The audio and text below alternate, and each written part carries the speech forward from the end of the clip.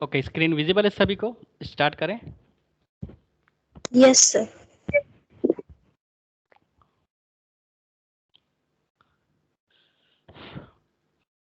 Okay,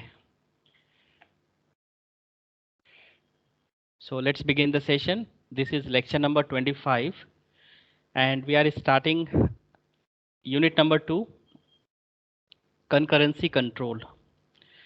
So let's understand terms concurrency, then we will discuss how concurrency will be controlled.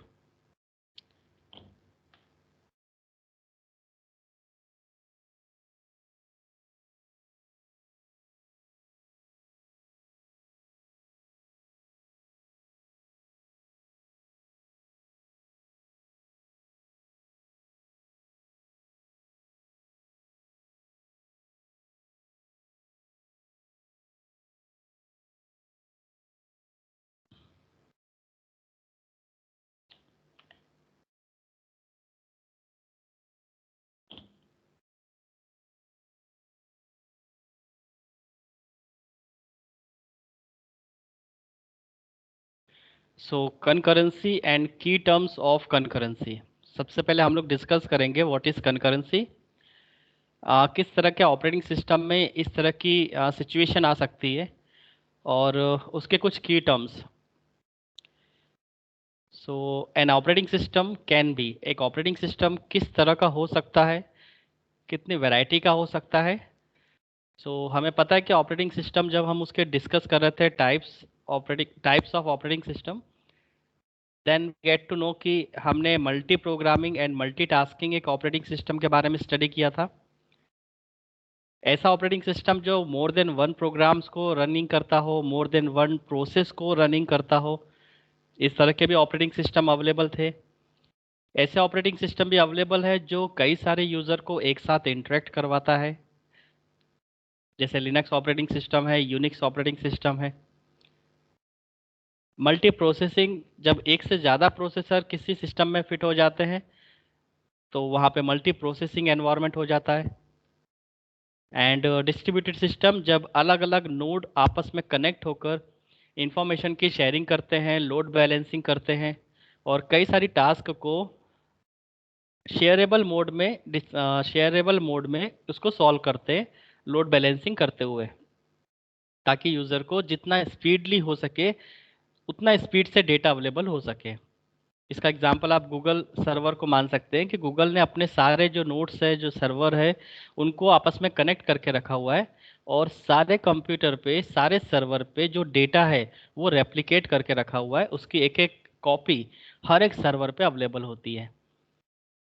User किसी भी city से, किसी भी country से, किसी भी लोकेशन से जब गूगल सर्वर को एक्सेस करता है तो उस एक्सेसिंग के ड्यूरेशन में जो नियरेस्ट सर्वर होगा वहाँ से रिस्पांस जनरेट हो जाता है और यूज़र को बहुत फास्ट वे में उसका जो होम पेज है, जो भी उसकी क्वेरी है, उसका आंसर, उसकी हाइपर लिंक्स, उसका जो भी रिसोर्सेस है, जिस भी रिसोर्सेस की यूज़र ने रिक्वेस्ट की थी, वो रिसोर्स अवेलेबल कर दिया जाता है गूगल सर्वर के थ्रू. तो इन चारों तरह के ऑपरेटिंग सिस्टम्स, क्योंकि ये चारों तरह के ऑपरेटिंग सिस्टम्स अवेलेबल है, हमने इनके बारे में डिस्कस किया हुआ है, तो एक बात यहाँ पे क्लियर होती है कि इस इन तरह के ऑपरेटिंग सिस्टम में कभी भी एक ही प्रोसेस या एक ही प्रोग्राम एग्जीक्यूट नहीं होता. कई सारे प्रोग्राम्स, कई सारे प्रोसेस, कई सारे यूज़र, कई सारे प्रोसेसर और हर एक कंप्यूटर सिस्टम, यानी कई सारे कंप्यूटर सिस्टम मिलकर बहुत बड़ी एप्लीकेशंस को एग्जीक्यूट करते हैं. एक सिंगल प्रोसेस तो नहीं रहेगी उसके सर्वर की रैम पर. तो कई सारी प्रोसेस यदि है तो हमें कहीं ना कहीं ये सब पॉलिसीज़ मेंटेन करनी होगी कि हर एक प्रोसेस को प्राइमरी मेमोरी कैसे एलोकेट करनी है, हर एक प्रोसेस को separate memory allocation, separate address space, separate उसका कॉन्टेक्स्ट रहे, उसका डेटा स्ट्रक्चर जब मैनिपुलेट हो रहा हो तो उसे हम सेपरेट लोकेशंस प्रोवाइड करें, उसकी सिक्योरिटी के बारे में, हर चीज़ के बारे में हमें सोचना स्टार्ट करना पड़ेगा. अदरवाइज कई सारे यूज़र एक साथ जब लिनक्स के कर्नल पे वर्क करते हैं, उसकी रैम पे वर्क करेंगे, तो हो सकता है किसी प्रोसेस का डेटा स्ट्रक्चर किसी दूसरी प्रोसेस के डेटा स्ट्रक्चर से कन्फ्लिक्ट हो जाए. ऐसा पॉसिबल हो सकता है। तो इस तरह की सिचुएशन को कहा जाता है कंकरेंसी। जब एक से ज़्यादा प्रोग्राम्स या एक से ज़्यादा प्रोसेस या मोर देन वन प्रोसेसर आपस में मिलकर कई सारी प्रोसेस कंप्लीट करते हैं, एग्जीक्यूट करते हैं, देन इस तरह की टर्म्स को कहा जाता है कंकरेंसी। अब इसे हमें मैनेज करना होगा। अगर हम कंकरेंसी को मैनेज नहीं कर पाएंगे तो हर एक यूज़र के प्रोसेस का जो कॉन्टेक्स्ट है, जिसमें टेक्स्ट, डेटा और स्टैक पोर्शन है, वो सब कन्फ्लिक्ट हो जाएगा, वो सब डैमेज हो जाएगा।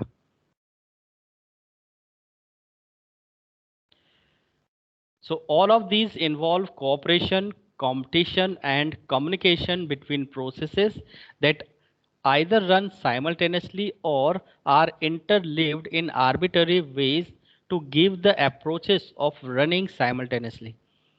इन सभी तरह के ऑपरेटिंग सिस्टम में जब भी कोई प्रोसेस होती है तो वहाँ पे हमें कॉपरेशंस की ज़रूरत होती है, प्रोसेस के बीच में कॉम्पिटिशन्स भी हो सकता है, और प्रोसेस आपस में कम्युनिकेशन भी कर सकती है। अब ये कम्युनिकेशन, कंपटीशन और कोऑपरेशन एक साथ भी रन हो सकता है, एक साथ भी चल सकता है किसी भी प्राइमरी मेमोरी में, या फिर इंटरलीव्ड फैशन में भी हो सकता है, that is one by one fashion. और यूज़र को इस तरह से दिखाया जाता है कि जो अप्रोच है वो एक साथ हो रही है। जैसे जब आप इसको प्रैक्टिकली जब आप करोगे कि आप लिनक्स सर्वर से हम लोग कनेक्ट होते हैं, जैसे मैं सिंगल कनेक्ट हुआ करता था, आप लोग मुझे सब विजुलाइज करते थे कि एक टेलनेट सर्वर के थ्रू, टेलनेट प्रोटोकॉल के थ्रू हम लिनक्स सर्वर को एक्सेस करते थे। इसी तरह से यदि आप लोग भी लैब में होते तो आप लोग भी इसी तरह से विंडो मशीन पर टेलनेट प्रोटोकॉल को एक्सेस करके लिनक्स मशीन को एक्सेस करते, और सारे यूज़र एक साथ अपनी कमांड्स, अपने शेल प्रोग्राम्स उस लिनक्स कर्नल के जो रैम है वहाँ पे आप एग्जीक्यूट करवाते हैं। और हर एक यूज़र का अपना एक यू एरिया दे दिया जाता है, उसका एक सिक्योरिटी पॉइंट ऑफ व्यू दे दिया जाता है, ताकि उस यूज़र के जितनी भी प्रोसेस है, जितनी भी कमांड्स है, हर एक प्रोसेस को सेपरेट रीजन दिया जाए, उसकी सिक्योरिटी पे ध्यान दिया जाए। और सारे यूज़र को ऐसा लगता है कि उनकी जो प्रोसेस है वो कर्नल के थ्रू डेडिकेटेडली एग्जीक्यूट की जा रही है, बट ऐसा नहीं होता। उनको आर्बिटरी फैशन में या राउंड रोबिंग फैशन में एग्जीक्यूट किया जाता है, और वो टाइम बहुत कम होता है। Fraction of nano second, fraction of micro second में ही प्रोग्राम का एग्जीक्यूशन फिनिश हो जाता है। इसलिए हर एक यूज़र को लगता है कि सर्वर डायरेक्टली केवल उसी से कनेक्टेड है और उसी की ही प्रॉब्लम को सॉल्व कर रहा है।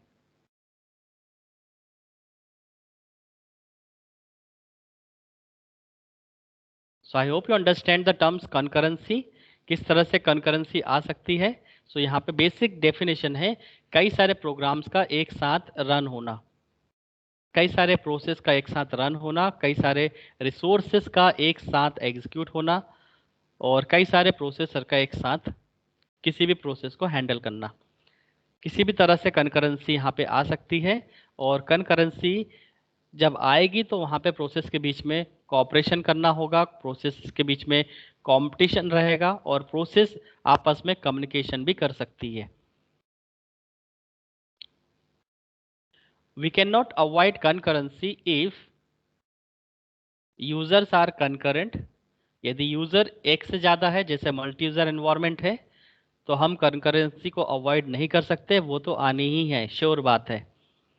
मल्टी प्रोसेसिंग एनवायरनमेंट, अगर मैंने कहा कि मल्टी प्रोसेसर कनेक्टेड है, यदि मेरे एक मशीन के अंदर ही दो प्रोसेसर लगे हैं और दोनों प्रोसेसर के पास कुछ प्रोसेस की या कुछ जॉब्स को सॉल्व करने की टास्क है, तो दैट मीन्स अगर मल्टी प्रोसेसिंग एनवायरनमेंट है, वहाँ पे मल्टी प्रोसेसर होंगे, और हर एक प्रोसेसर के पास अपनी जॉब्स की क्यू होगी।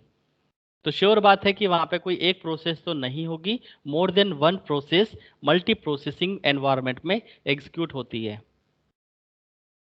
तो ऐसा इस तरह के सिस्टम में भी हम कंकरेंसी का अवॉइड नहीं कर सकते, कंकरेंसी आनी ही है। इसी तरह से डिस्ट्रीब्यूटेड सिस्टम मैनर है, तो कई सारे नोड आपस में कनेक्ट होते हैं नेटवर्क के थ्रू, और सभी उस मेजर एप्लीकेशंस के कुछ कुछ पार्ट्स को एग्जीक्यूट करते हैं लोड बैलेंसिंग के थ्रू। और यदि हम नेटवर्क डिवाइस की बात करें या इनपुट आउटपुट डिवाइसेस की बात करें, अगर इनकी स्पीड स्लो है तो भी हम कंकरेंसी अवॉइड नहीं कर सकते, क्योंकि प्रोसेसर के एग्जीक्यूशन की स्पीड और किसी भी नेटवर्क डिवाइस या इनपुट आउटपुट डिवाइस के इनपुटिंग की स्पीड में काफ़ी मिसमैच है,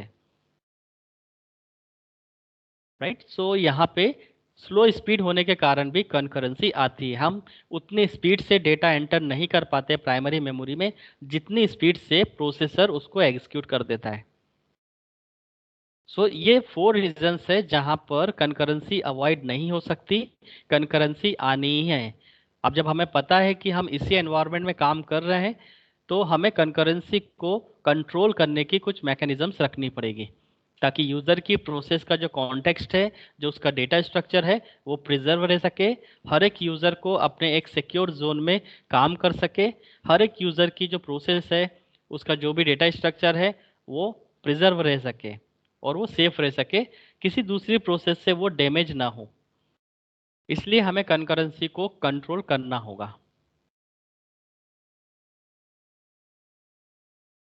नाउ नेक्स्ट, की टर्म्स रिलेटेड टू कंकरेंसी। अब देखते हैं कुछ की टर्म्स जो हमें पता होने चाहिए, जो कंकरेंसी में अक्सर आते हैं। डेफिनेशंस में भी आ सकते हैं। एटॉमिक ऑपरेशंस क्या है, क्रिटिकल सेक्शन क्या है। सबसे पहले की टर्म्स है atomic operation, a sequence of one और मोर statement that appears to be indivisible, that is, no other process can see an intermediate state or interrupt the operation. P1 has own context TDS, text data stack portion of the process. P2 has own TDS. P1 should not interrupt in working of P2. So यहाँ पे atomic operations का मतलब है a sequence of one or more statement that appears to be indivisible. अगर कोई किसी process का execution चल रहा है, तो कोई दूसरी प्रोसेस उसके कॉन्टेक्स्ट में इंटरफेयर नहीं कर सकती। कोई भी यदि सीक्वेंस है जिसमें मोर देन वन स्टेटमेंट्स आ रहे हैं और जो इंडिविजुअल है, आप उसको ब्रेक नहीं कर सकते, तो कोई भी दूसरी प्रोसेस उसको इंटरप्ट नहीं कर सकती, उसके जो भी ऑपरेशंस है उस ऑपरेशंस में इंटरप्ट नहीं कर सकती, ना ही उसके टीडीएस को देख सकती है कि उसके टेक्स्ट पोर्शन में कौन सा डेटा है, उसके स्टैक पोर्शन में कौन सा डेटा है। तो हर एक प्रोसेस का अपना एक टीडीएस सेक्शन है, और हर एक प्रोसेस का अपना टीडीएस सेक्शन है, और वो सिक्योर जोन में रहेगा, वो रीड ओनली सेक्शन में रहेगा, और दूसरी प्रोसेस उसके एग्जीक्यूशन में कभी भी इंटरफेयर नहीं कर सकती। इस तरह के ऑपरेशंस को कहा जाता है एटॉमिक ऑपरेशंस। और जब इंटरफेरेंस नहीं होगा, इंटरप्ट नहीं होगा, तो वहां पर हम उस प्रोसेस के डेटा स्ट्रक्चर को प्रिजर्व रख सकते हैं। इसका मतलब ये हुआ कि एक ही प्राइमरी मेमोरी में हम एटॉमिक ऑपरेशंस परफॉर्म करते हुए अलग अलग रीजन में प्रोसेस के कॉन्टेक्स्ट को एग्जीक्यूट कर सकते हैं। हर एक यूज़र का अपना अपना एक यू एरिया है। उस यू एरिया में यूज़र अपना काम करता है, अपनी कमांड्स अप्लाई करता है, कर्नल उसकी कमांड्स को प्रोसेस करता है और रिजल्ट को उस पर्टिकुलर यू एरिया में डिस्प्ले करता है। तो हर एक यूज़र जो टेलनेट प्रोटोकॉल से लिनक्स मशीन से कनेक्ट होता है, उसका एक पर्टिकुलर यू एरिया होगा, एंड देन उस यू एरिया में आउटपुट ट्रांसफ़र कर दिया जाता है लिनक्स कर्नल के थ्रू। तो इस तरह से इस ऑपरेशन को कहा जाता है एटॉमिक ऑपरेशन। नाउ सेकेंड की टर्म्स है क्रिटिकल सेक्शन।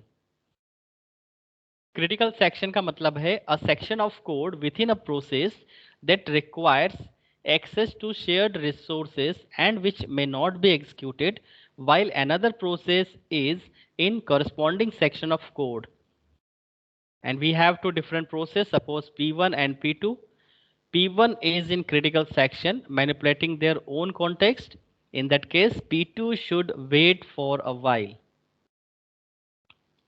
So यहाँ पर एक क्रिटिकल सेक्शन होता है, दैट मीन्स किसी भी प्रोग्रामिंग स्टेटमेंट में वो पर्टिकुलर एरिया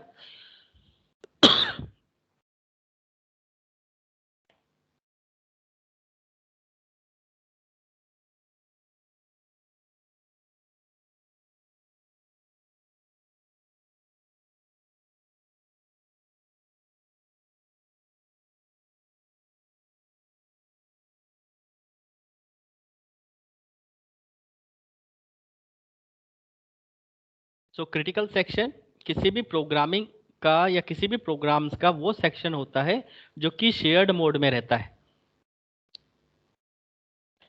और उस शेयर्ड मोड वाले प्रोसीजर को या फंक्शन को या सेट ऑफ स्टेटमेंट को कोई भी प्रोसेस यूज कर सकती है।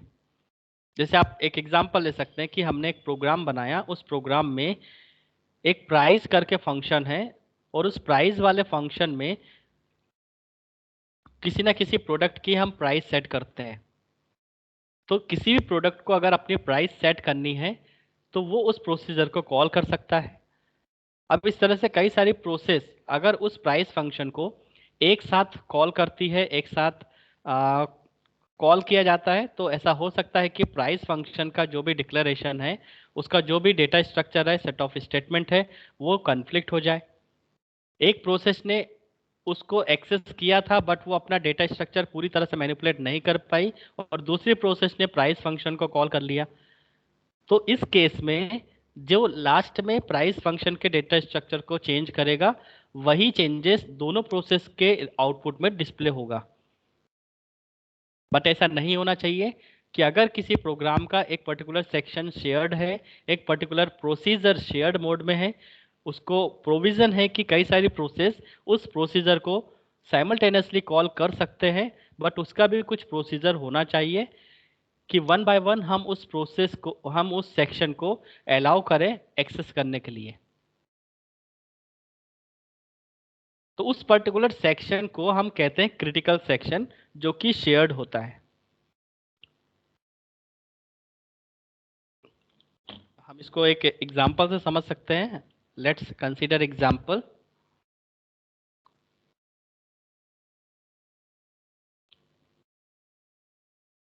सपोज ये एक पर्टिकुलर प्रोग्राम्स के स्टेटमेंट्स है,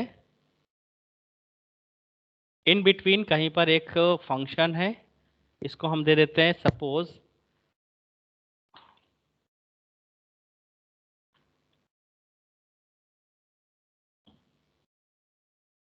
प्राइस फंक्शन है, और वो price function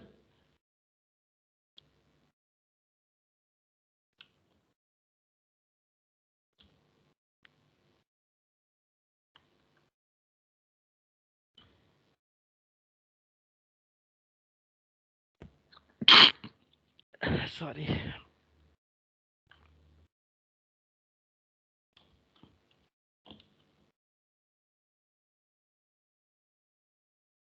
the value of product is percentage D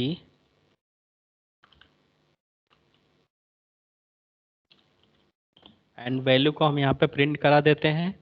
तो इस तरह से आपने सी में फंक्शन बनाए होंगे। ये फंक्शन का डेफिनेशन है, जहाँ पर हम एक पैरामीटर ले रहे हैं। इसको आप ले सकते हैं सपोज इंटीजर, प्राइस है तो let suppose float and b. तो इस तरह से एक प्रोग्राम में एक सेट ऑफ स्टेटमेंट है, और सेट ऑफ स्टेटमेंट के बीच में कोई प्रोसीजर है, वो शेयर्ड मोड में है। ये वाला पोर्शन शेयरिंग पर है, आपको ये कंसीडर करना है।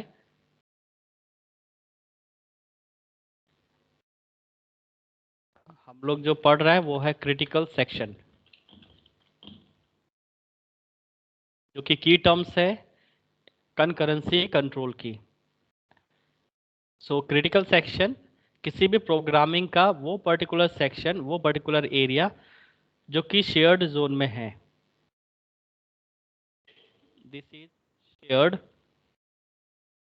Between processes. कई सारी प्रोसेसेस के बीच में ये शेयर्ड में रहेगा। शेयर्ड का मतलब ये है कि हर एक प्रोसेस इसको एक्सेस कर सकती है और अपने डेटा स्ट्रक्चर को चेंज कर सकती है। तो अब यहाँ पे यदि हम सभी प्रोसेस को अलाउ कर दे कि साइमल्टेनियसली वो इस पर्टिकुलर सेक्शन को एक्सेस करें, तो ऐसे में एक प्रोसेस उसके उसके डेटा स्ट्रक्चर को चेंज नहीं कर पाई और दूसरे प्रोसेस ने इस पर्टिकुलर सेक्शन में एंट्री ले ली, और वो भी उस डेटा स्ट्रक्चर को चेंज करने में स्टार्ट कर देगी, तो डेटा स्ट्रक्चर कन्फ्लिक्ट हो जाएगा। तो सपोज यदि यहाँ पर कोई प्रोसेस P1 आती है जो कि हम एक एग्जांपल लेते हैं। सपोज P1 एक प्रोसेस है। P1 प्रोसेस अगर क्रिटिकल सेक्शन में अंदर आती है तो P1 जब फ्लोट जो वेरिएबल है B उसकी वैल्यू को वैल्यू पर सेट कर रही होती है, उस बीच में हम प्रोसेस P2 को अलाउ नहीं करेंगे। कोई दूसरी प्रोसेस है, लेट सपोज P1 अंदर आ चुकी है क्रिटिकल सेक्शन में, और क्रिटिकल सेक्शन की जो सेक्शन ऑफ कोड है जो कि शेयर्ड मोड में है, वो उसको मैनिपुलेट कर रही है या अपनी वैल्यू को सेट कर रही है। सपोज P1 अपनी वैल्यू लेकर आई है, जो B की वैल्यू है वो उन्होंने अपने कॉलिंग के समय पास कर दिया है सपोज 20, और उसी समय P2 वैल्यू आती है, P2 प्रोसेस आती है और वो अपनी वैल्यू 40 लेकर आती है। P2 इक्वल टू 40 है और P1 की वैल्यू है 20। तो अगर हम दोनों प्रोसेस को एक साथ अलाउ कर दे कि P1 और P2 दोनों इसको चेंज कर दे, तो लास्ट में जो भी चेंज होगा, अगर सपोज P1 लास्ट में चेंज करता है तो जो वैल्यू की वैल्यू है, जो वैल्यू वेरिएबल की वैल्यू है उसकी वैल्यू 20 हो जाएगी, और P2 में जो वैल्यू की वैल्यू थी वो थी 40, तो ये 40 हो जाएगी। तो लेट सपोज कि P2 लास्ट में चेंज करती है तो इसकी वैल्यू 40 हो गई जो अपडेटेड है, बट P1 यदि उसको डिस्प्ले करना चाहे तो वो 40 डिस्प्ले करेगा, जबकि P1 ने अपनी वैल्यू सेट करी थी 20 से। तो यहाँ पर कन्फ्लिक्शन आ जाता है कि जब P1 ने वैल्यू 20 सेट करी थी तो आंसर 40 कैसे आ रहा है। तो आंसर इसलिए 40 आ रहा है क्योंकि दूसरी प्रोसेस को उसी समय एक्सेसिंग का प्रोविजन मिल गया, वो उस क्रिटिकल सेक्शन में एंटर हो गई और उसने डेटा स्ट्रक्चर को चेंज कर दिया। सो होना ये चाहिए था कि पहले P1 अगर क्रिटिकल सेक्शन में अंदर एंटर हो चुकी है, वो उस पर्टिकुलर शेयर्ड सेक्शन को एक्सेस करती है, तो फिर हम दूसरी प्रोसेस को अलाउ ही ना करें उस क्रिटिकल सेक्शन में एंटर होने का। तो P1 जब ऑलरेडी क्रिटिकल सेक्शन में अंदर है, उसके सेक्शन को यूज़ कर रही है, प्रोसीजर को यूज़ कर रही है और उसके डेटा स्ट्रक्चर को चेंज कर रही है, मैनिपुलेट कर रही है, उस समय जो P2 प्रोसेस है, P2 प्रोसेस को हम अलाउ नहीं करेंगे और P2 प्रोसेस को हम बोलेंगे कि आपको वेट करना है। वेट फॉर वाइल, कुछ समय के लिए इसको वेट करना होगा। जब इसका वेटिंग फिनिश हो जाएगा, P1 अपना डेटा स्ट्रक्चर चेंज करके अपने आंसर को लेकर जब बाहर आएगी, जब वह एग्जीक्यूट होगी या टर्मिनेट होगी वहाँ से, तब P2 को एक सिग्नल मिल जाएगा और उस सिग्नल के अकॉर्डिंग P2 फिर एंटर करेगी और P2 फिर अपना फ्लोट वेरिएबल को चेंज करेगी और अपना आंसर डिस्प्ले करेगी। तो वन बाय वन अगर हम इस तरह से प्रोसेस को अलाउ करें क्रिटिकल सेक्शन को एक्सेस करने के लिए, तो ये पॉसिबल है कि साइमल्टेनियसली एग्जीक्यूशन भी हो जाएगा और हर एक प्रोसेस के डेटा स्ट्रक्चर भी और जो उसका कॉन्टेक्स्ट है वो भी प्रिजर्व रहेगा, सेफ रहेगा। इसे हम कहते हैं क्रिटिकल सेक्शन।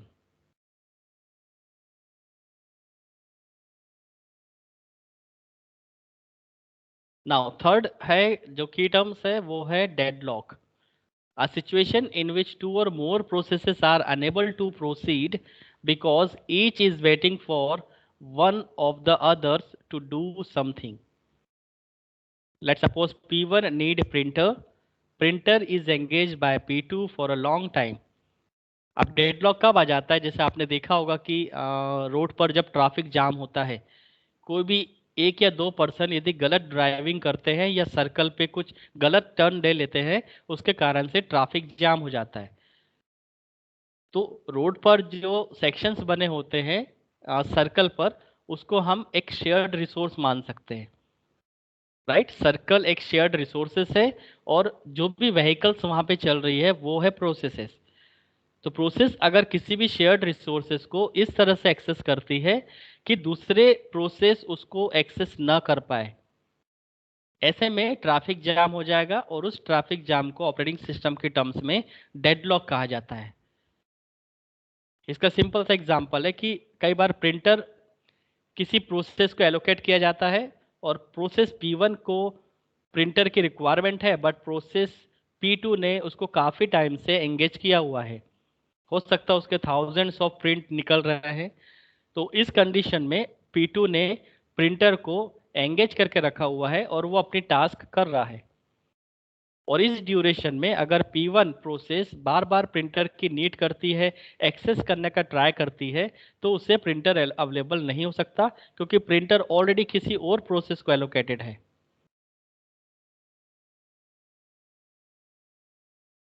सो ऐसी सिचुएशन को हम कहते हैं डेडलॉक, जब एक प्रोसेस किसी रिसोर्स की रिक्वेस्ट करे और वो रिसोर्स किसी और प्रोसेस के थ्रू एंगेज्ड है और काफ़ी लॉन्ग टाइम तक है। तो ऐसी सिचुएशन में प्रोसेस डेडलॉक में फंस जाती है और वो काफ़ी टाइम तक वेट करती है। तो इसको भी हम किसी न किसी टेक्निक से सॉल्व कर सकते हैं, बट यहाँ पर भी मोर देन वन प्रोसेसेस है और एक ही शेयर्ड रिसोर्स है, इसलिए ये कंकरेंसी की टर्म्स बन जाती है।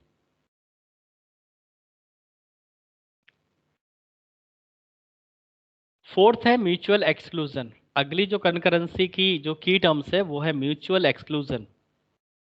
They are used to avoid the simultaneous use of common resource such as global variable by pieces of computer code called critical section. Agreement between two processes, agreement about which one access critical section first. So mutual exclusion भी एक की terms है concurrency की। अगर हम mutual exclusion allow करते हैं, जैसे कि दो प्रोसेस आपस में एग्रीमेंट करें कि पहले कौन क्रिटिकल सेक्शन में एंटर होगा, पहले कौन ऐसी प्रोसेस है जो अपने डेटा स्ट्रक्चर को चेंज करेगी, मैनिपुलेट करेगी क्रिटिकल सेक्शन में।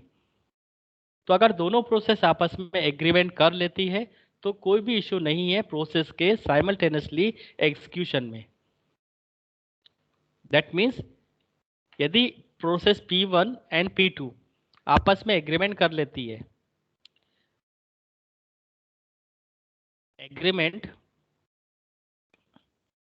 Between process P1 and P2, दोनों प्रोसेस आपस में एग्रीमेंट करती है कि विच वन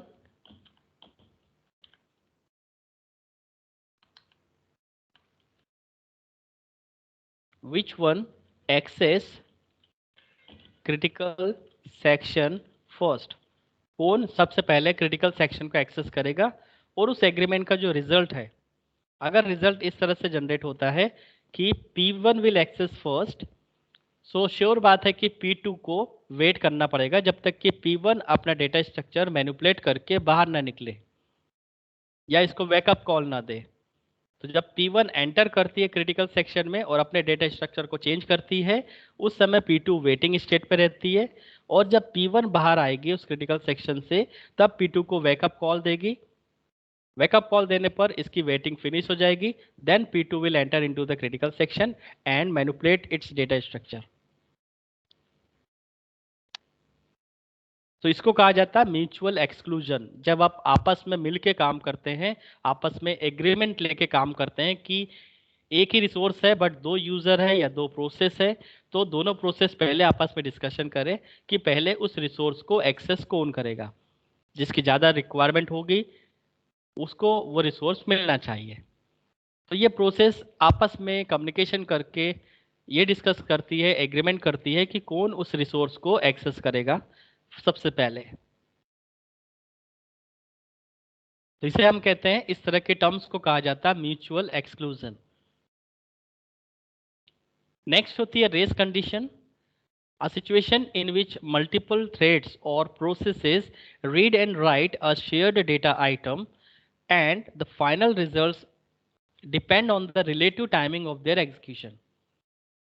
अब जैसे मैंने कहा कि यदि हम किसी भी क्रिटिकल सेक्शन में कई सारी प्रोसेस को एक साथ अलाउ कर देते हैं तो प्रॉब्लम आएगी रेस कंडीशन की। तो ये भी कंकरेंसी का एक की टर्म्स बन जाता है, इसे भी हमें मैनेज करना होगा।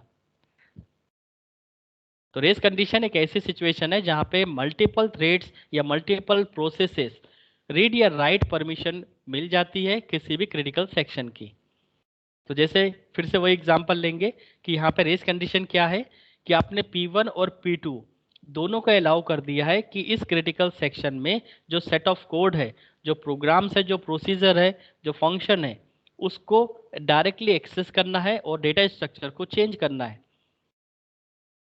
तो लास्ट में जो प्रोसेस इसको चेंज करेगी वही अपडेटेड वैल्यू यहाँ पे सेट हो जाएगी, और फिर P1 अगर इस फंक्शन को कॉल करता है और वैल्यू डिस्प्ले कराता है तो 40 मिलना है, P2 डिस्प्ले कराएगा तो भी 40 मिलना है। तो P2 के लिए तो सेटिस्फैक्ट्री रिजल्ट है, बट P1 के लिए सेटिस्फैक्ट्री रिजल्ट नहीं है। तो जो सबसे पहले जाके चेंज कर देता है वहां पे, इसको हम रेस कंडीशन कहते हैं। रेस मतलब कि P1 और P2 दोनों ही उस रिसोर्स को एक्सेस करने के लिए रेस लगाते हैं। जो पहले उसको चेंज कर देगा वो रेस जीत जाता है। तो इस तरह की सिचुएशन ऑपरेटिंग सिस्टम के साथ भी आती है। मल्टीपल प्रोसेसेस होती है, शेयर्ड डेटा स्ट्रक्चर होता है, शेयर्ड रिसोर्स होता है, और कई सारी प्रोसेस उसको एक्सेस करने के लिए रेस लगाती है। जो भी उस रिसोर्स को एक्सेस कर लेता है वो अपना डेटा स्ट्रक्चर बदल देता है, और जो बाद में एक्सेस करता है वो भी अपना डेटा स्ट्रक्चर वहाँ पे चेंज कर देता है।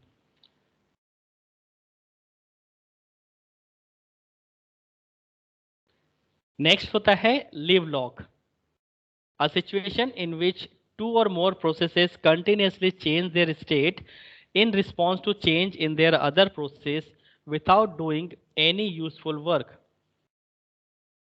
लीव लॉक का मतलब ये होता है कि एक प्रोसेस, इसको भी हम एग्जांपल से समझते हैं। प्रोसेस P1 है, प्रोसेस P1 ने एंगेज करके रखा है सपोज एक प्रिंटर,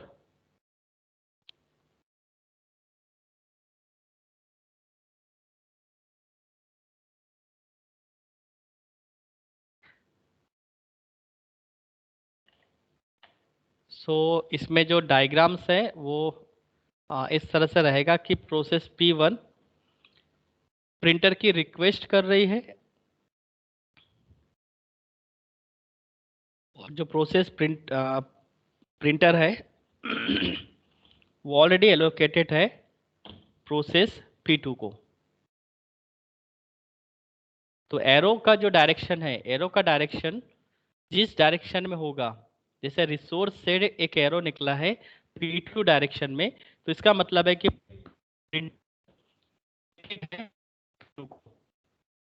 अगर प्रोसेस P1 से एरो निकलता है किसी रिसोर्स के लिए, तो प्रोसेस P1 रिक्वेस्ट कर रही है प्रिंटर को। सो अभी हम इसके डायग्राम को अंडरस्टैंड करेंगे। रिसोर्स एलोकेशन ग्राफ के अंदर ये सब आता है कि एरो का क्या मतलब है। So P1 is requesting to printer and printer is allocated to P2। So this diagram का जो मीनिंग है वो ये है, P1 प्रिंटर की रिक्वेस्ट कर रही है एंड प्रिंटर P2 को ऑलरेडी एलोकेटेड है। नाउ यहाँ पे लिव लॉक की जो सिचुएशन है, वो लिव लॉक की सिचुएशन ये है कि P2 ने प्रिंटर को लॉक करके रखा हुआ है और वो कोई यूजफुल वर्क नहीं कर रहा है। राइट कई बार ऐसा होता है कि प्रोसेस रिसोर्स को एक्सेस कर लेती है, एंगेज करके रखती है, बट कोई फ्रूटफुल काम नहीं करती। राइट जैसे आप अपने पास मोबाइल रखते हो बट कंटिन्यूसली कॉल नहीं करते हो, तो ये भी एक तरह का रिसोर्स में का लिव लॉक हो गया। आपके पास मैंने मार्कर दिया है, आपके पास मार्कर है बट आप उससे बोर्ड पे कुछ लिख नहीं रहे, बट वो आपके हाथ में जरूर है। तो जब तक वो टेबल पे नहीं रहेगा कोई दूसरा स्टूडेंट उस मार्कर को उठा के बोर्ड पे नहीं लिख सकता, क्योंकि वो आपने हाथ में रखा हुआ है। इसका मतलब कि आप लिख सकते हैं। तो ऐसी सिचुएशन आ सकती, लॉक करके रखती है और लॉक करने के बाद भी वो कोई फ्रूटफुल काम या कोई यूजफुल काम उस रिसोर्स के साथ नहीं करती है, या कोई आउटपुट प्रोड्यूस नहीं करती है। अब ऐसी सिचुएशन में रिसोर्सेज तो ऑलरेडी प्रोसेस के पास अवेलेबल है, प्रोसेस के थ्रू लॉग्ड है, तो P1 कंटिन्यूसली रिक्वेस्ट ही करती जाएगी, बट प्रोसेस P2 उस रिसोर्स को रिलीज नहीं करती। ऐसी सिचुएशन को कहा जाता है leave lock. And the last is starvation and blocking. Processes can block waiting for resources. कई बार प्रोसेस इतना वेट करती है रिसोर्सेज का कि वो ब्लॉक में चली जाती है, ब्लॉक स्टेट में चली जाती है। A process could be blocked for a long period of time waiting for input from terminal. If the process is required to periodically update some data, this would be very undesirable. Starvation occurs when a process does not obtain sufficient CPU time to make meaningful process. यहाँ पे दो बातें समझनी है, starvation क्या होता है and blocking क्या होता है। तो अगर किसी प्रोसेस के थ्रू किसी रिसोर्स की रिक्वेस्ट हो रही है और वो रिक्वेस्ट लॉन्ग टाइम तक चली जाती है, तो उस प्रोसेस को वो पर्टिकुलर रिसोर्स नहीं मिल पाता है, क्योंकि किसी दूसरी प्रोसेस ने उस रिसोर्स को ब्लॉक करके रखा हुआ है, और ब्लॉक करने के कारण जो प्रोसेस को रिक्वायरमेंट है उस पर्टिकुलर रिसोर्स की, उसके लिए स्टारवेशन की कंडीशन हो जाती है। तो अगर कम रिसोर्सेस हैं, कई सारी प्रोसेसेस हैं, तो यहाँ पे स्टारवेशन अकर हो सकता है।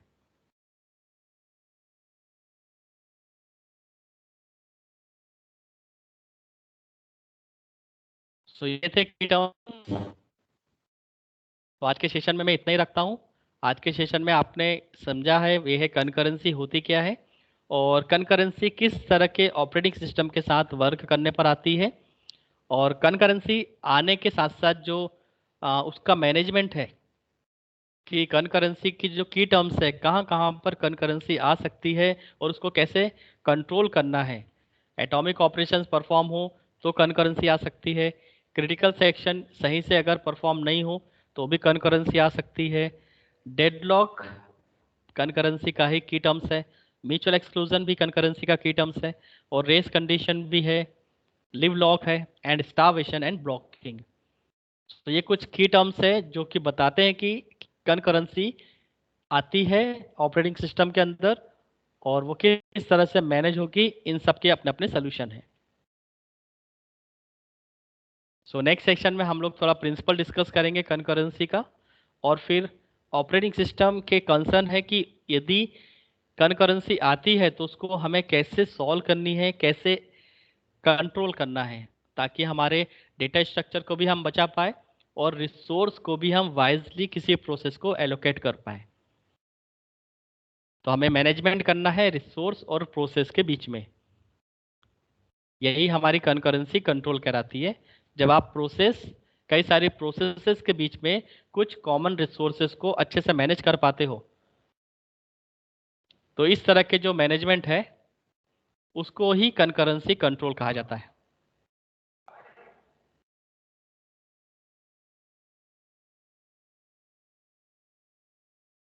ओके, सो नेक्स्ट सेशन में हम लोग डिस्कस करते हैं इसके आगे principle of concurrency and operating system concern.